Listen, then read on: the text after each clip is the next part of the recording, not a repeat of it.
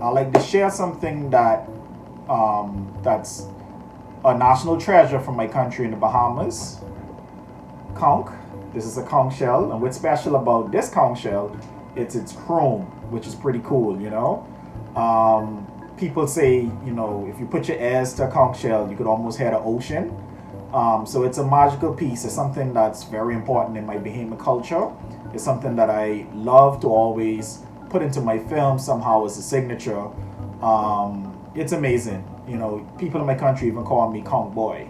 And something that I want to share with you is this ham fan, which is actually from my grandma's. And yeah, it's something that is very useful in summer and connects me to my hometown in a way. This index card from high school, and on the back of it, instead of notes, there is extensive doodling that I probably did during one of the classes to pass the time.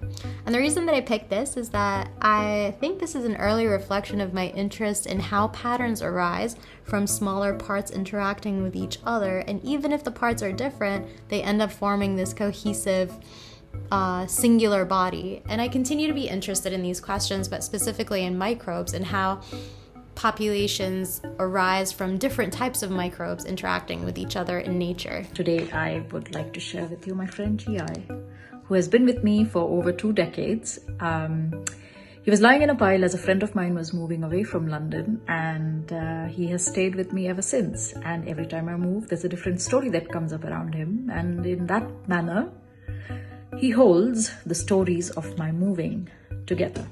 I think a lot about the organelle mitochondria, best known to be the powerhouse of the cell. But besides being the powerhouse of the cell, mitochondria are actually these ancient bacteria that co-evolved with us when they merged inside of our cells billions of years ago.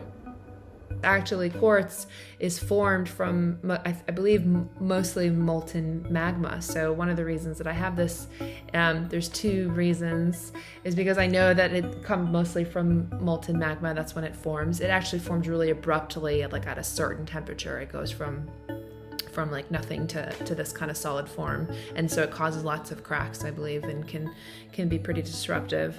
But I love it. Kind of grounds me, and I think about like, wow, you know, this comes from the center of the earth on some level, and then also it's a bit of a nod to Santa Cruz. That's full of kind of mystical Santa Cruz type crystal people, as I call them, but I love them dearly. And today what I want to share is this view from this window that is not my usual window, but it reminds me that there is nature out there, which I always forget about when living in New York City.